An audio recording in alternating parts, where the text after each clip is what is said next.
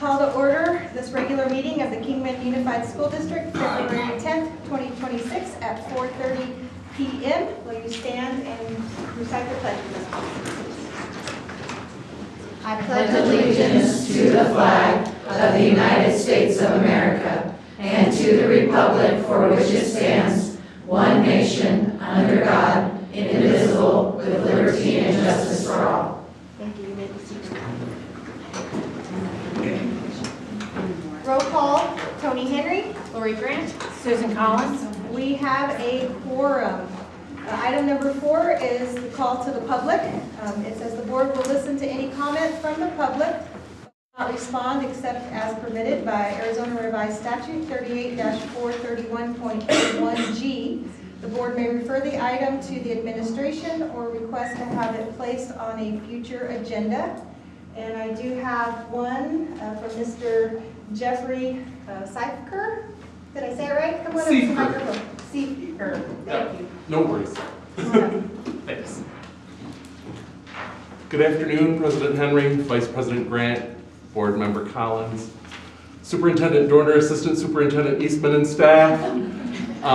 It's nice to address you. I am Jeffrey Seifker. I am a special education teacher at White Cliffs Middle School. I'm also the president of the Kingman Education Association. I'm here today just to give you some information. This last Friday, press release went out that Arizona Education Association and the parent group Save Our Schools Arizona is endorsing a ballot initiative for the November ballot to put guardrails on the Empowerment Scholarship account vouchers. They're looking to make sure that there are guards against the fraud and waste that we have all heard about, that voucher schools are following basic safety and academic protocol standards, so that parents and families are getting a fair deal and a fair shake from this program, which has cost the state almost $1 billion this year. So I just wanted to make sure that you were aware that that went out and it's a new thing. As far as I know, the language is in legislative committee being checked to make sure for compliance with the state constitution. And once it clears that, then they will begin gathering signatures. So that's it. I just wanted to make you aware so that you were aware in case you got questions or anything came up. Thank you very much. Thank you. For the information.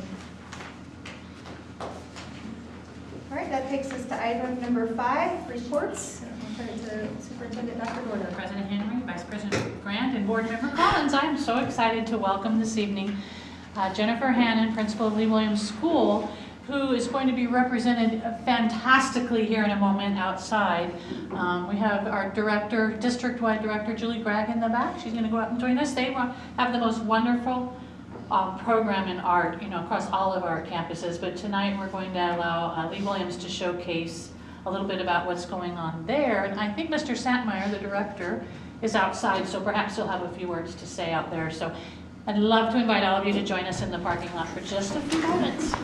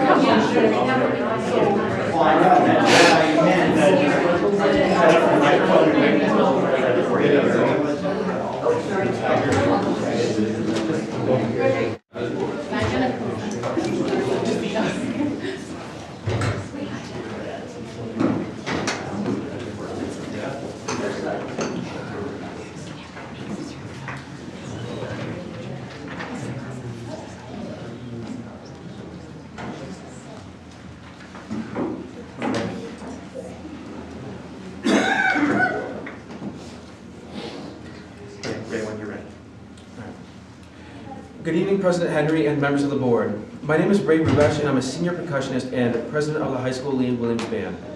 Last spring, we began a campaign to replace our old uniforms. These uniforms were originally from a school in Maryland made in the year 2001.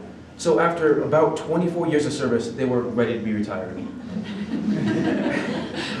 Part of our fundraising effort was asking businesses in our area and community organizations for their help, and several answered the call.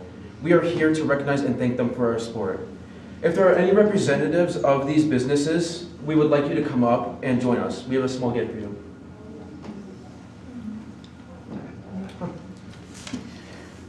First and foremost, we'd like to thank Scott Preston from Preston Investments. Unfortunately, he was unable to join us tonight, but he generously donated $10,000 to our new uniforms. Without this generosity, us having these new uniforms would not be possible. We often see him listed on the donation list on the board agenda, including tonight with a donation to KHS Band. These students and staff of Kingman Unified are greatly appreciated for his support.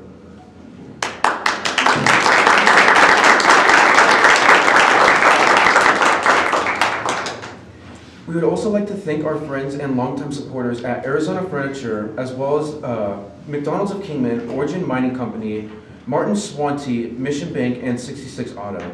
We greatly appreciate their support and generosity.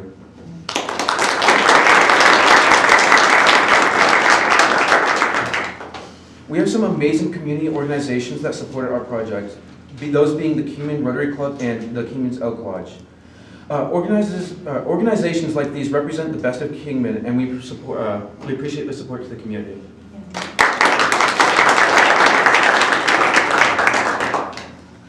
These community partners, as well as individual donors, helped make this dream a reality far faster than we could have imagined.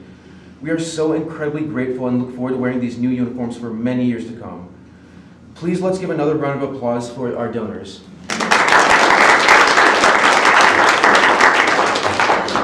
Thank you once again, and go Vols. Yay.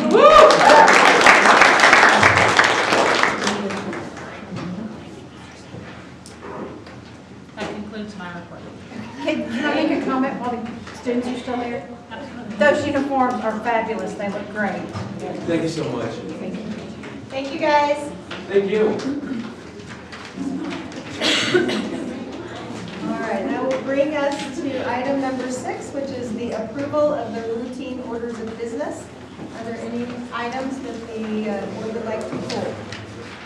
If not, is there a motion then to accept or to approve item number 6, items A through H? I'll make a motion to move it. I'll second. Okay, any other comments or questions? All in favor? Aye. Any opposed? Motion carries.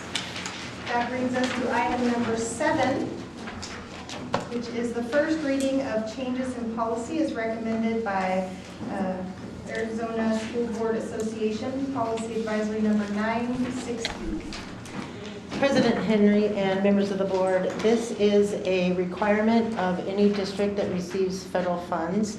Originally it was for $750,000 expenditures in a year, and they have changed that language to any district would need to do an outside third-party audit if you expend over $1 million, and our district currently expends over $5 million in federal funds. So it's just a cleaning up the language because they've increased the amount before you do an audit. Any questions? Okay. This was just the first reading. We will approve at the next meeting. Item number 8, possible action to approve Kingman Unified School District school zone map for the fiscal year 26 school year. President Henry, members of the board, I'm just going to read policy to have it in record. It'll be brief, I promise. That has to do with attendance areas in the district. So policy JC, school attendance areas, states that school attendance areas of the district will be established by the board. Students will attend schools in the attendance areas in which their respective residence resides or are located. Exceptions may be open enrollment, which we will talk about in a moment, unsafe school choice options, special placements based on individual education plans, disciplinary actions, available curricula, and in the case of homeless students, a continued attendance at their school of origin. The governing board and the district recognizes that proposed adoption of attendance boundaries or a change in a current boundary is a topic that generates much concern and interest in the public. Therefore, board meetings to discuss and vote on boundary changes should be preceded by a comment period, a notification to all parents and guardians of students and residents of households that are affected by the proposals, and that our communication should be intended to reach the largest number of persons affected. And a meeting shall be held to present the maps proposed for the attendance boundaries, and then to take comments from anyone who wants to make one. And then everything should be made by the district website. So I just want you to know, and then the board action would occur at a board meeting. We did have a rezone committee. We looked at the current boundaries. We looked at, we all had different tasks on the committee. We appreciated President Henry being an observer, representative of the board on the committee. We looked at the numbers of students by school. We looked at the maps of where our bus routes were running. We looked, and these have not been changed in many years. There were some cases where students were riding buses past schools to other schools and those kinds of things. So we really took several months to look at a lot of different options. And then we did send a letter to all families in the district and posted it on our website multiple times that shared the proposed boundary changes. On February 3rd, we held a public comment workshop. We held it at Wallop High School for a couple of reasons. The facility was available, and some of the largest changes are sort of that zone between Wallop High and Desert Willow, so it was also a comfortable place for a lot of the families to come. We had the entire zoning committee present at the public workshop. We had our great IT department live stream it and make a footprint of it forever on our YouTube page so that anyone could go back and watch it who couldn't attend live or couldn't watch the live stream. And we also took emails and phone calls from anybody who had comments and questions. If someone was shy and didn't want to make a comment using a microphone at the public meeting, we had QR codes available where they could just click and type in their comments. So we feel that we met the due diligence of the policy. We met with ample time. We looked at our data. We informed parents. We talked to schools, and we held our public workshop. One of the things, so I did give you, as an artifact in front of you this evening, and a copy of the agenda from the February 3rd, where you can see the boundary changes, which I will just briefly review at this point. And then I gave, on that same agenda, I showed the population based on the students in the new zones for each school and how they are balanced between middle schools and high schools, and then reviewed open enrollment policy. So the greatest changes, and then we had multiple copies of the map that you see here in the front, lining the aisles of the workshop, so that, and then we had staff available to talk individually with families and go over the maps at the end. So on the right for the audience, the yellow and green map represents middle and high schools, and then not showing on the map in a large span of visual graphics would be Mount Tipton, the Dolan Springs area, and Black Mountain. For middle school, Black Mountain would still have middle school. We're looking at different options and schedules for Mount Tipton and Black Mountain. And then they would all go to Lee Williams for high school, and then you can see the large span of the Kingman High School area and the Kingman Middle School area.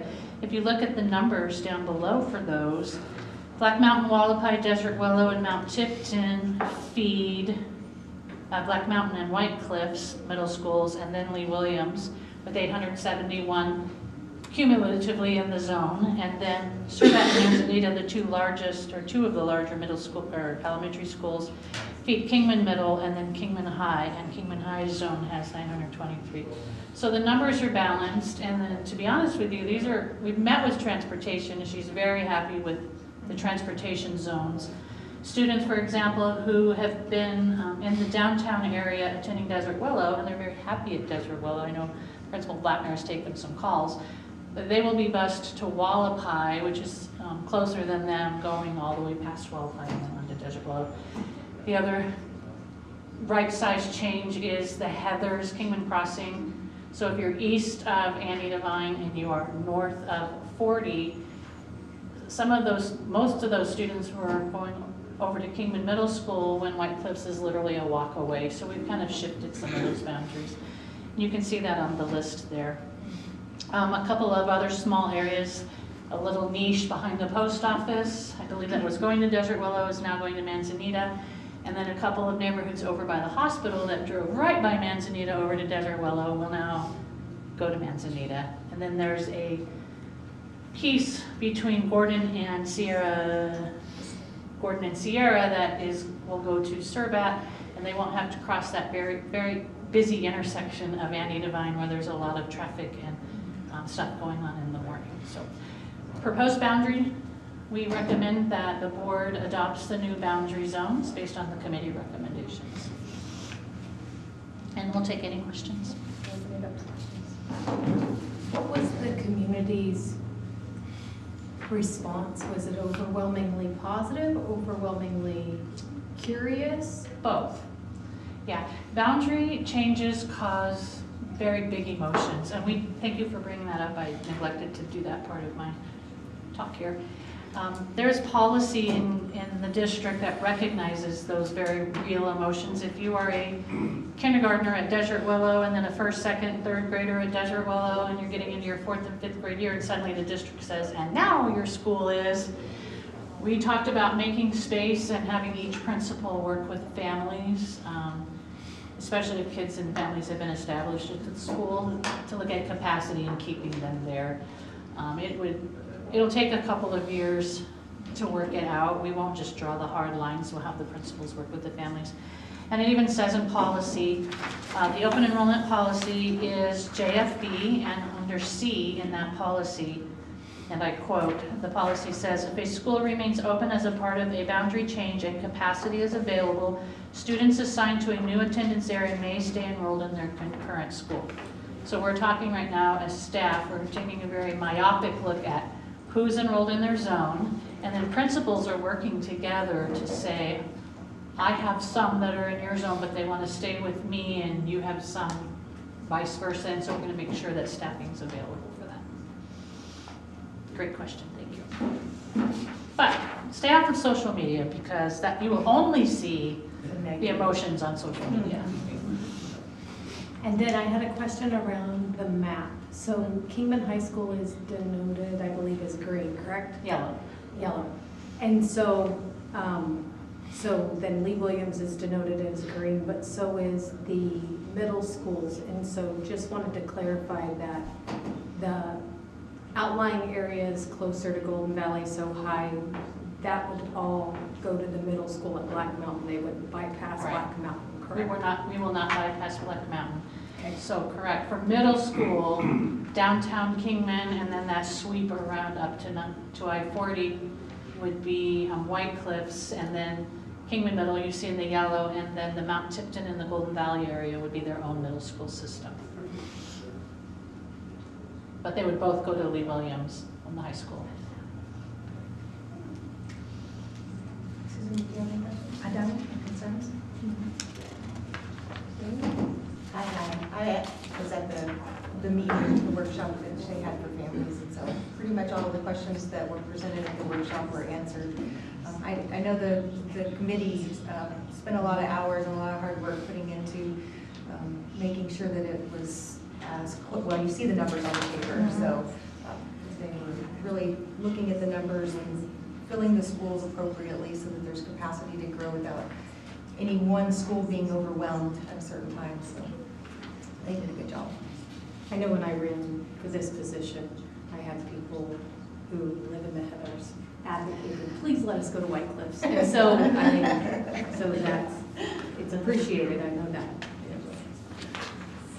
All right, then, well, Make a motion to approve the new zone map for the fiscal year 2027. a second. Okay. Last chance for comments or questions. All in favor? Aye. Any opposed? Thank you again for your diligent work on that. Item number 9 is possible action to approve a 3-year academic calendars and staff calendar for the 26-27 school year. President Henry and members of the board, in your packet, we presented what we're we had a calendar committee that created a 3-year academic calendar that would go from the school year 26-27 through the school year 2029. as well as based on that academic calendar, if that were the case, we have the staffing calendars, which includes our transportation, 10-month employees, 12-month employees, depending that we need to submit. A little background on that. The information I know was in the packet, but our committee was made by 35 members of KUSD. It included classified, administration, teachers, district employees. We had several parents who were on the committee but weren't able to attend but submitted their information via email. The committee members took the information from meet and confer meetings that we've had, emails, and then their own staff-based site surveys that they collected. And we created 7 different calendar options. And majority of those options had a later start, which was what seemed to be the biggest push. So we did put together 2 options that the committee voted down as being the top 2 of those 7 that had a later start, specifically to assist our classified staff who find it difficult to find work during the 2-week intercession break. And you don't mean hours in the No. day, you mean calendar. Calendar days, yeah. All federal holidays, I know some emails were concerned about they lost holidays. All the holidays remain the same. The number of working days all remain the same. We just kind of trimmed off, instead of 2 weeks in the fall and 2 weeks in the spring, since we no longer have federal monies to hold intercessions. That's what the intention of the 2 weeks was to give our students the ability to kind of catch up during a 2-week intercession break. Since that's not occurring anymore, we reduced it to just 1 week in the fall, 1 week in the spring. All other vacations and holidays remain the same, which was the 1 week for Thanksgiving. It stays with the 4-day school week. And we just took the 2 weeks that were trimmed off and then just front-loaded them to the beginning of the year. We had information from our administrators who were struggling to get new teachers when we hire, starting so early in July, trying to get those who might work Midwest, East Coast, to be here on time for us to have a start to the school.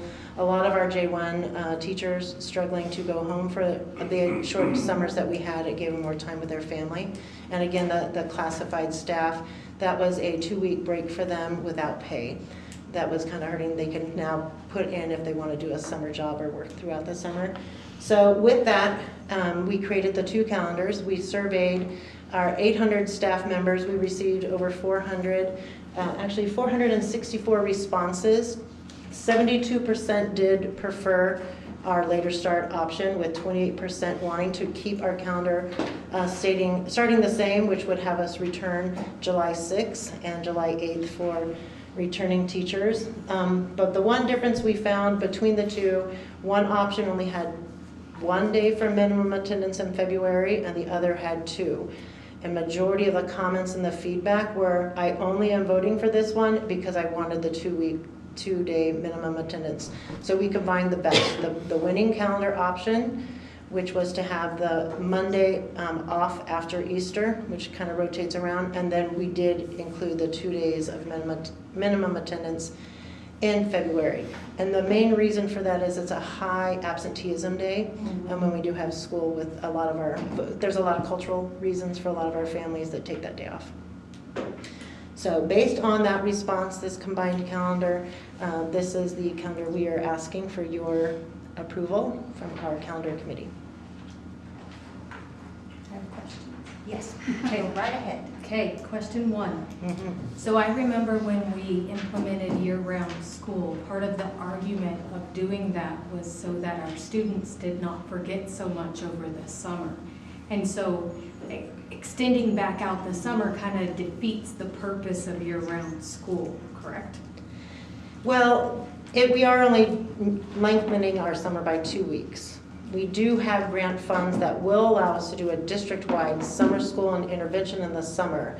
It's the 2-week intercessions that are typically site-based that we don't have enough to fund per site. So we do have opportunities to still allow our students to receive some additional help if that summer is longer, and it would also give some staff members if they need the additional funds. So we can still do summer school interventions.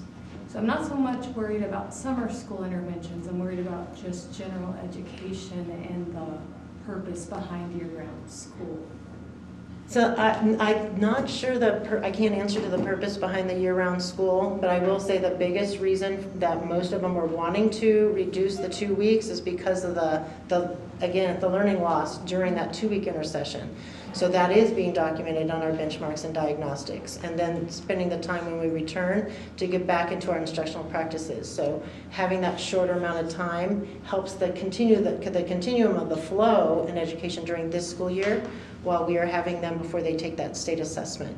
Then what we would just make sure that we do a lot of support in July, late July, early August when they return.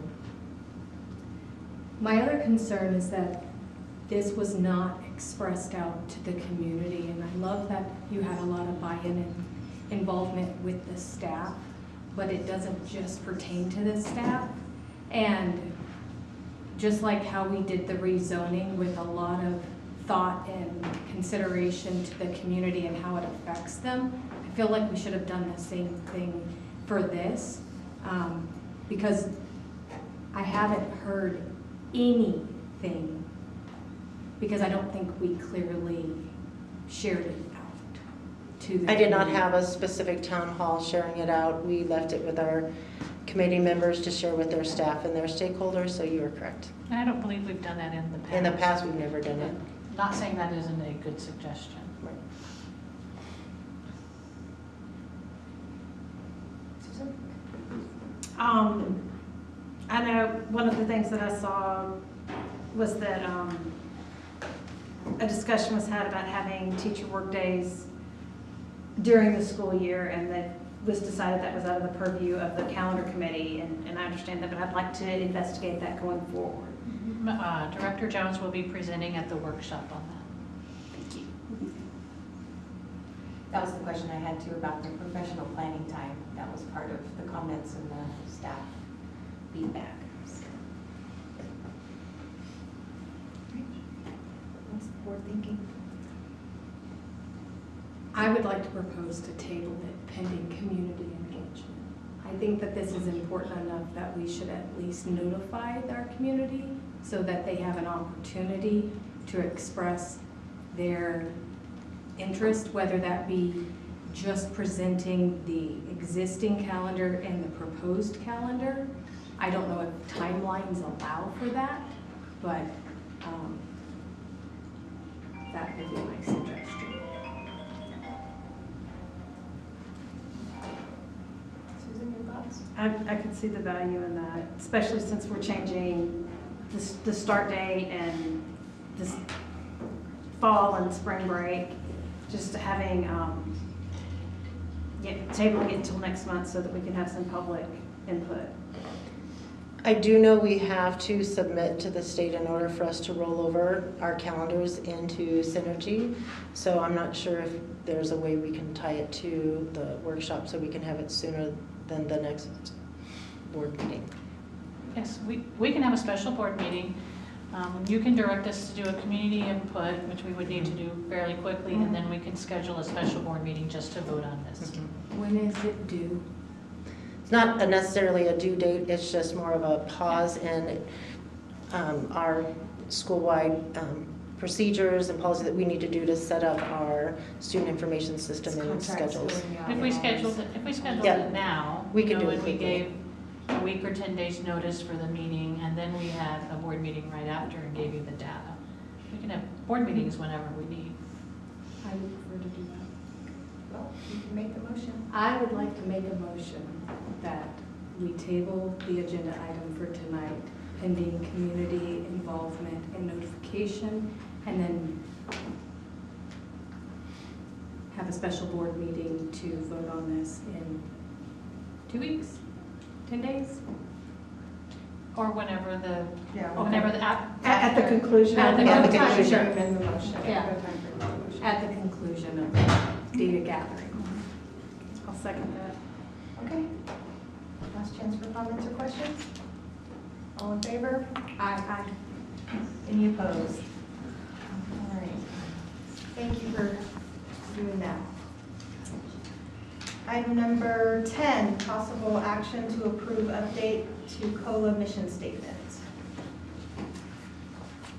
President Henry, members of the board, A few months ago, we received communication that in order for Kingman Online Learning Academy to continue with its alternative status, we had to include some specific language to represent the fact that 70% of our population has to qualify under certain categories as at-risk students. So we looked at our mission statement and at some of the wording that the state had provided us that would qualify for that. And we modified it slightly. So this current mission statement that we are proposing, it reads, the mission of Kingman Online Learning Academy at the Sandy McCoy Positive Alternative Campus is for underserved students to achieve personal empowerment through alternative academic pathways to become confident, caring, and involved citizens. The two things that we added were Kingman Online Learning Academy. Our previous mission statement included the campus name, not the school name. So we included the school name. And the other word that we included was underserved before students to represent our wide range of students that qualify as at-risk in different categories. And that word was on the rubric that was sent by the state that would qualify to meet their requirement. Would this prevent any students from having the opportunity if we didn't hit that 70%? Liz, can you speak to that more? President Henry, members of the board, we have, I can speak historically about the data that we're constantly tracking the data and how students qualify for the alternative campus.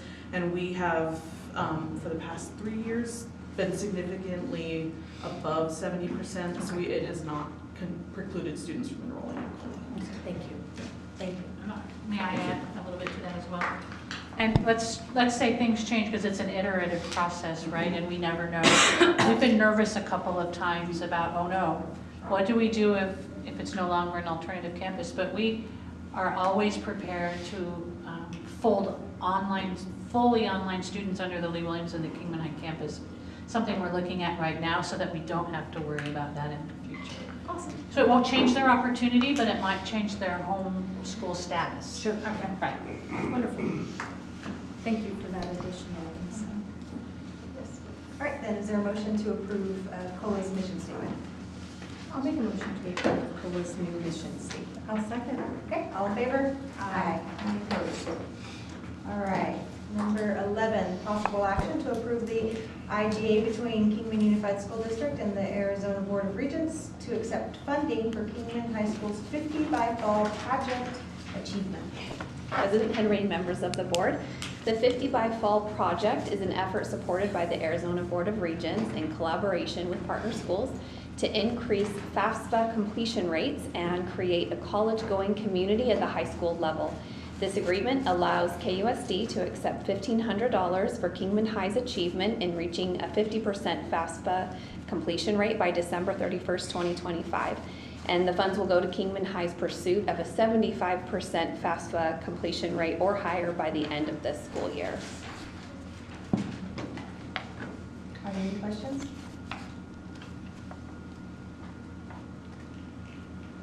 What are the funds used for? So we've been working with the school, with Camille Larson and principal to kind of decide, and I think you guys We're going to create FAFSA bucks for the students to use in the student store. Okay. So it basically will be a transfer funds from the auxiliary fund to the CTSO for our student store that they purchase. And then if we don't hit that full 75 so that we can maximize and give incentive to those students that have completed, we'll have extra drawings for them to use within this fund system. Okay, fantastic. Yeah, I know a lot of times students don't even apply for college because they think they can't afford it, but if they never fill out the FAFSA, they don't know. And just to clarify, we didn't get the 50%, but we did have 10% higher than last year, so we started at 16%, and we, by December, had 34%. Oh, fantastic. Thank you for clarifying that. And having this is part of the college readiness for our school grades, correct? Perfect. All right, is there a motion then to approve item number 11, the intergovernment agreement between Kingman Unified School District and the Arizona Board of Regents? I'll move to approve the intergovernment agreement between KUSD and the Arizona Board of Regents. Second. Okay, all in favor? Any opposed? Motion carries. That takes us to item number 12, possible action to approve an affiliation agreement with NAU for student placement. President Henry, members of the board, this agreement allows Northern Arizona University to place practicum students within our schools in which to complete practicum hours. In order for students to be approved and to receive academic credit, this agreement has to be in place. This agreement would be in effect for 5 years starting July 1st, 2026. Any questions? I'll make a motion to approve. I'll second. All in favor? Aye. Any opposed? Motion carries. Item number 13, possible action to accept all fiscal year 25 audits and compliance questionnaires. This will be by a roll call vote. President Henry and members of the board, I'm excited to present this one tonight. Audited reports were included in your board packet. They include your financial statements, governance communication letter, single audit report, reporting package, and the USFR compliance questionnaire. Little background again, the financial report gets into district cash flow, liabilities, capital assets, depreciation, changes in our financial position. However, when we discuss the audit or audit findings, we're really talking about the USFR compliance questionnaire. This questionnaire is what our auditors use to test our compliance within the USFR. It has over 190 questions that we get tested on. The auditors will request specific samples for each of those questions, and the samples may range anywhere from 5 examples to 25 examples or more. And within each of those questions, there can be thousands of points of data in which you could trigger a finding. Of these 190 questions, we had findings on 13. This is down from 17 last year, and in the previous years, we were in the 20s and 30s on findings. Several of these findings happened a year and a half ago at the beginning when I was still very new, making rookie mistakes, when I did not have a complete understanding of budgets, accounting, and the financial reporting that went into some of our reports. Other findings were in student attendance, procurement, payroll files. We did have one material weakness regarding our reconciliation. This is a repeat finding, and we fixed part of it last year, but not all of it. So I am still working with consultants and the county to fix this last part. I feel like I finally have a full understanding of what it means, that we can get that corrected this year. Overall, it's a great audit year, and I might get a little emotional because this is just a huge efforts from our staff.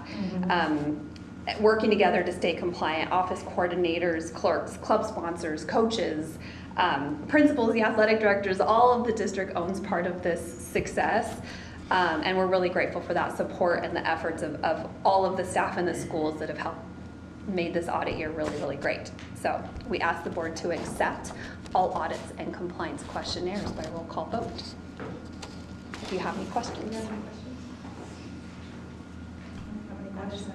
Comment. Thank you. Yes, district for a wonderful, the efforts, the reports. I can remember back to the first year where you're looking at these reports and there's all the yellows and all the colors in there. And this one's very good, so thank you. Any other questions?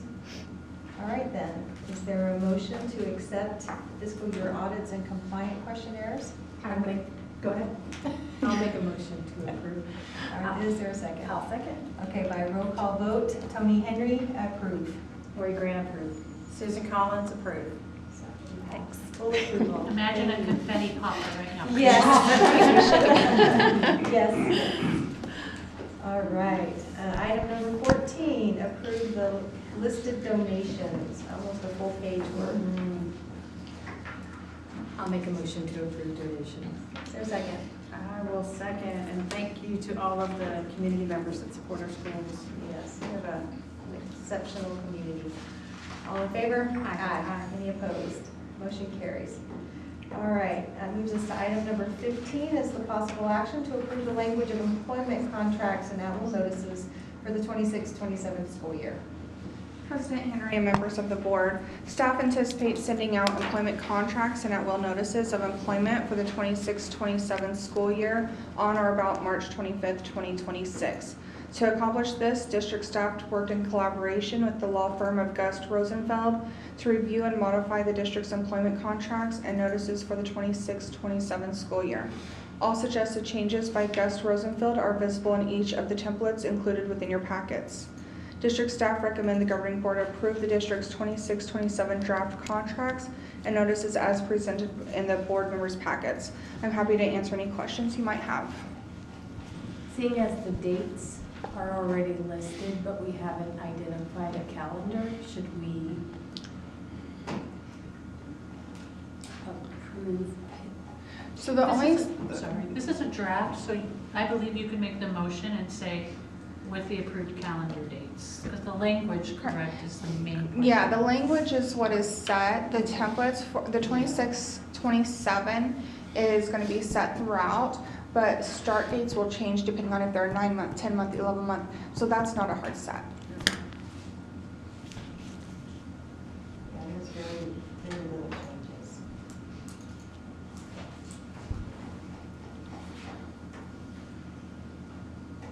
It's more or less just adding the required documentation and certification, and then language to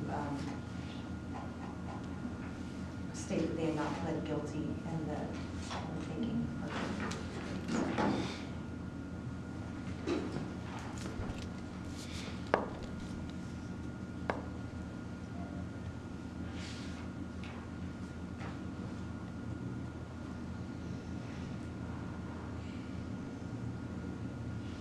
The second one there has got the most changes.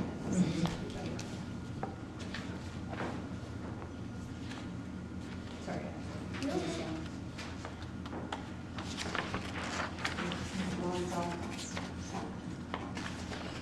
That was my Then I will move that we approve the wording and, you know, that the dates would correlate with whatever the approved calendar is. Any other questions or comments? Okay, all in favor? Aye. Any opposed? All right, number 16, possible motion to move into executive session for ARS 38-431.03A1 to discuss the request to be released from the employment contract by Cindy Jones. I didn't need to go into executive session. There's a motion to be made. I don't have a need to go into executive session. All right then, so we do not have a need to go into executive session. So that will move us to item number 18.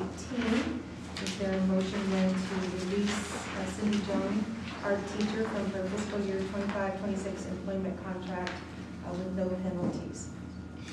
I will make that motion. And I will second. All in favor? Aye. Any opposed? Motion carries.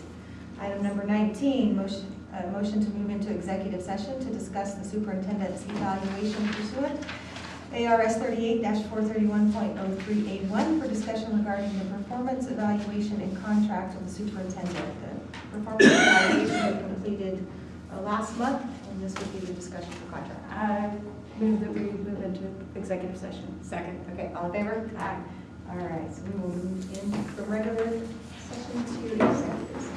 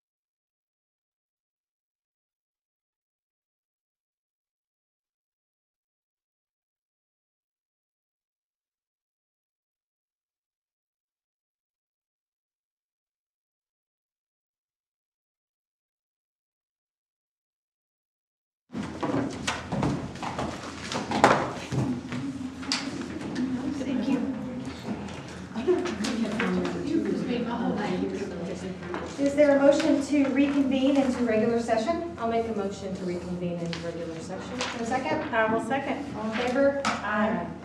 And then moving to item number 20, for action resulting from our executive session. I would like to make a motion to instruct staff to issue Dr. Dorner a renewal contract for 2 years with the option to extend it up to a third year pending lawyer's review of contract. I will second. Any comments? All in favor? Aye. Any opposed? That's what we said too. I'll make a motion to. Oh, the board comments. Are there any comments from the board? All right. And that will take us to item number 22, a motion to adjourn. I'll move to adjourn. Second. All in favor? Aye.